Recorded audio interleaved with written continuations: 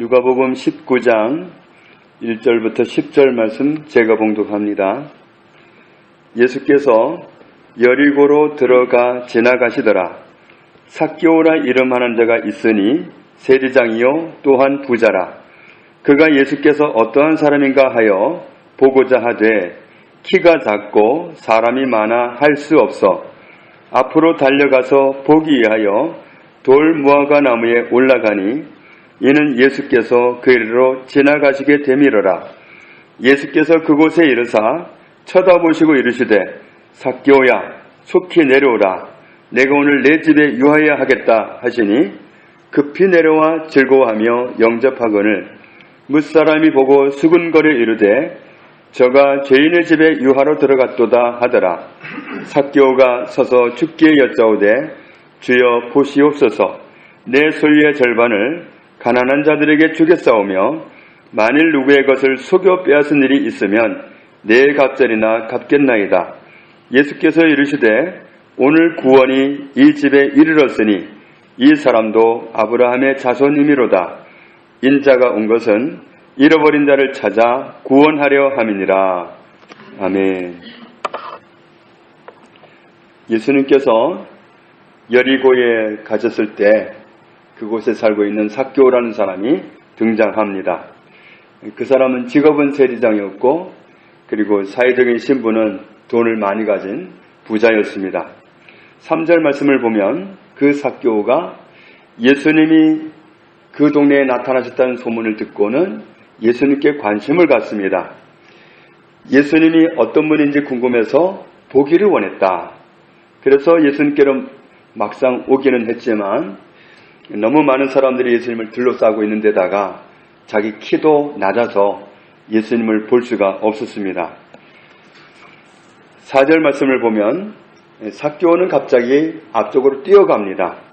그리고는 돌 무화과 나무 위로 올라갔습니다. 돌 무화과 나무가 원어로 보면은 무화과 뽕나무입니다. 그래서 지난번 성경에는 개역 성경에는 뽕나무라고 번역을 했는데 틀리지는 않습니다. 그런데 삭개오가 그 나무에 올라간 이유가 뭐냐? 왜 그랬느냐 하면 거기가 바로 예수님께서 지나가시게 될 길목이었기 때문이다. 5절에 보면 그런데 놀라운 일이 생깁니다. 예수님께서 그 장소에 오시더니 갑자기 나무 위를 쳐다보십니다. 그리고는 말씀하셨습니다. 삭개오야 빨리 내려와. 내가 오늘 너희 집에 머물러야겠다. 이렇게 말씀을 하시는 겁니다.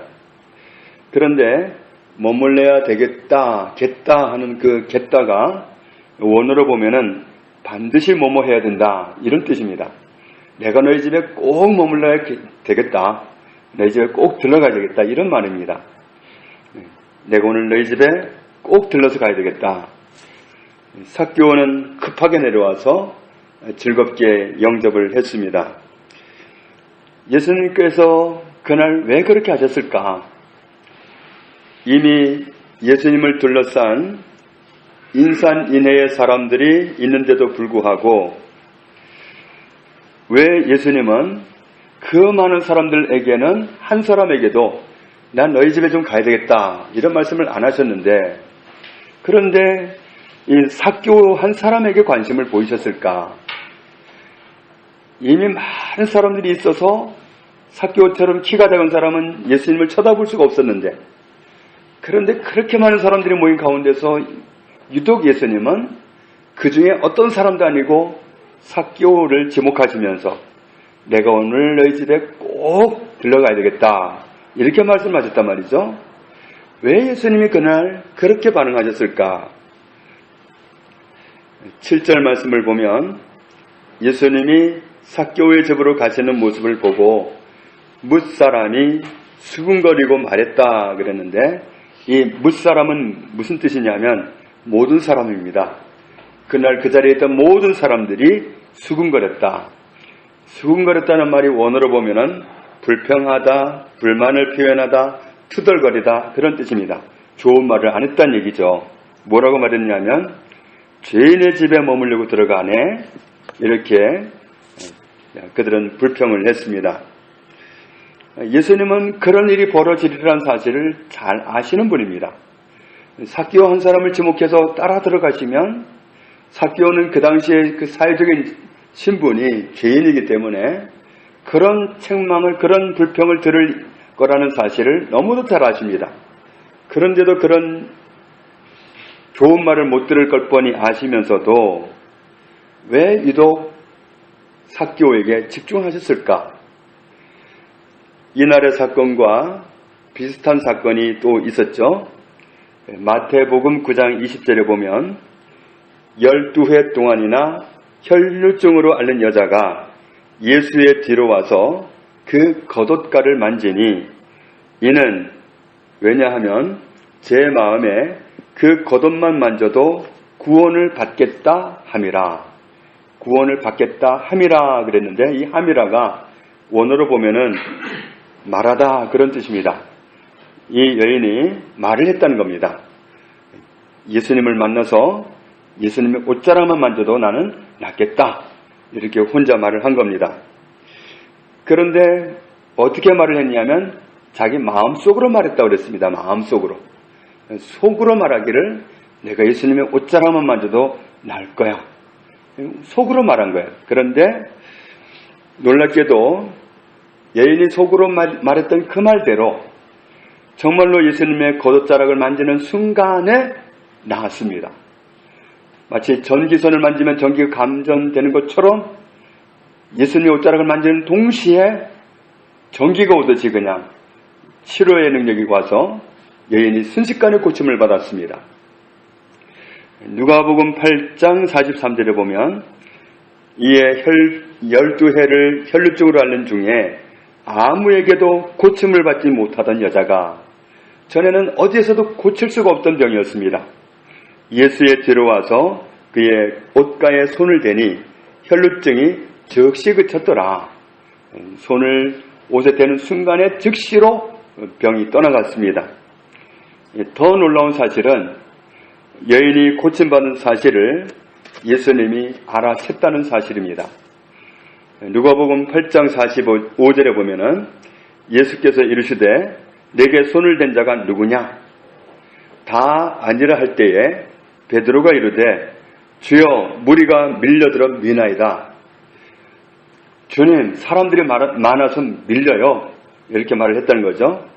예수께서 이르시되 내게 손을 댄 자가 있도다. 이는 내게서 능력이 나간 줄 알미로다. 내 몸에서 내 안에서 능력이 나갔어. 난 그래서 알아. 라고 말씀하신 거죠. 라디오 같은 경우에는 주파수를 맞추면 내가 원하는 방송을 즉시로 들을 수 있습니다. TV 같은 경우에는 채널을 맞추면 내가 원하는 방송을 즉시로 볼 수 있습니다. 12회를 혈루증으로 앓던 여인이 속으로 말했습니다. 예수님의 겉옷만 만져도 나는 낫는다. 그것은 여인의 믿음이었고 여인의 선포였고 또 하나님께 자기의 주파수를 맞춘 거였습니다. 채널을 맞춘 거였습니다. 여인이 알았던 건 이겁니다. 누가복음 4장 18절에 주의 성령이 내게 임하셨으니 이는 가난한 자에게 복음을 전하게 하시려고 내게 기름을 부으시고 나를 보내사 포로된 자에게 자유를 눈먼 자에게 다시 보게 함을 전파하며 눌린 자를 자유롭게 하고 주의 은혜의 해를 전파하게 하려 하심이라. 이에 예수께서 그들에게 말씀하시되 이 글이 오늘 너희 귀에 응하였느니라. 하나님의 보내신 분이 오시면 성령이 임하시고 그때부터 눌려있던 모든 사람이 자유를 얻는다. 이 말씀을 예수님이 성전에서 읽으시고는 오늘 이 말씀이 이루어졌다라고 말씀하셨습니다. 하나님의 보내시는 메시아가 오시면, 그리스도가 오시면, 구주가 오시면 이런 회복의 은혜가 임한다. 이 사실을 이 여인이 알고 있었던 겁니다.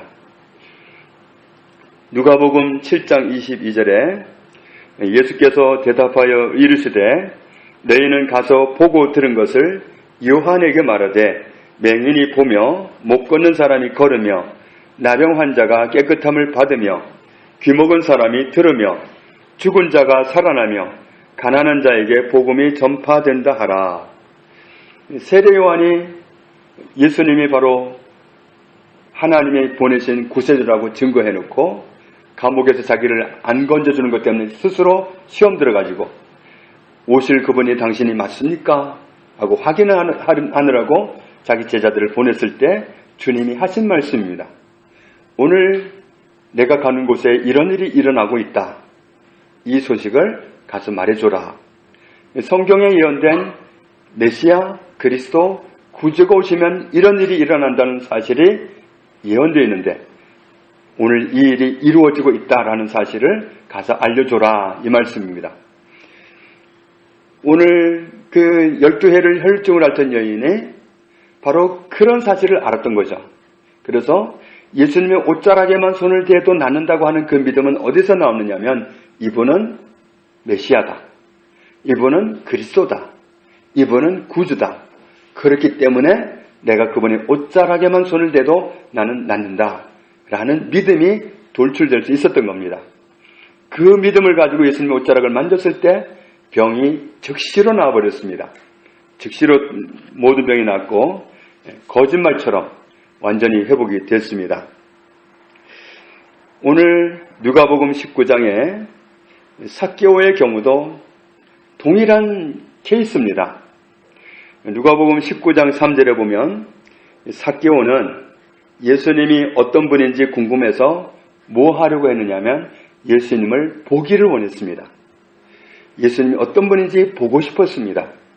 그래서 예수님 계시는 곳으로 왔는데 사람이 너무 많고 자기 키라도 좀 크면 이렇게 좀 볼 텐데 까치발을 하고서라도 좀 볼 텐데 그렇게 해서도 이게 키가 안 되는 겁니다.